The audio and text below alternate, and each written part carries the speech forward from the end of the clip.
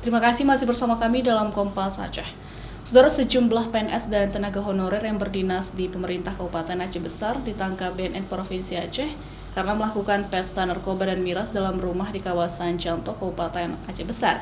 Penggerebekan lokasi pesta narkotika itu dilakukan pada Minggu malam, bertepatan momen peringatan 17 tahun gempa dan tsunami Aceh. Penggerebekan rumah yang dijadikan sebagai lokasi pesta narkotika dan miras di Kabupaten Aceh Besar itu dilakukan BNN Provinsi Aceh setelah mendapatkan laporan dari masyarakat sekitar yang mulai resah terhadap aktivitas pelaku belakangan ini. Saat petugas melakukan penggerebekan, kondisi rumah yang dijadikan sebagai lokasi pesta narkotika dan miras itu dalam kondisi diiringi musik DJ layaknya seperti suasana dalam diskotik. Dari lokasi petugas mengamankan 11 pelaku, diantaranya 3 wanita, PNS dan pegawai kontrak di lingkungan pemerintah Kabupaten Aceh Besar. Pelaku langsung digelandang ke kantor BNNP Aceh untuk dilakukan pemeriksaan lebih lanjut.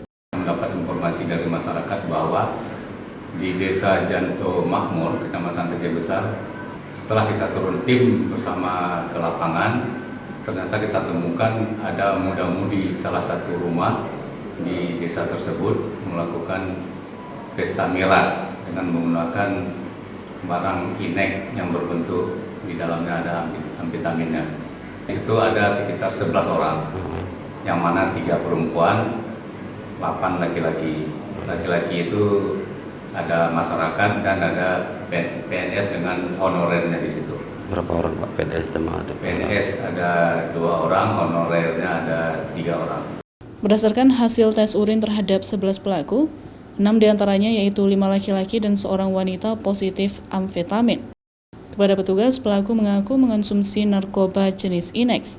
Mereka diantaranya berinisial AR 38 tahun, RF 31 tahun, ARN 30 tahun, HD 31 tahun, RS 26 tahun, dan wanita berinisial RD 22 tahun. Sementara 5 orang lainnya yang negatif narkotika dikembalikan kepada keluarga mereka.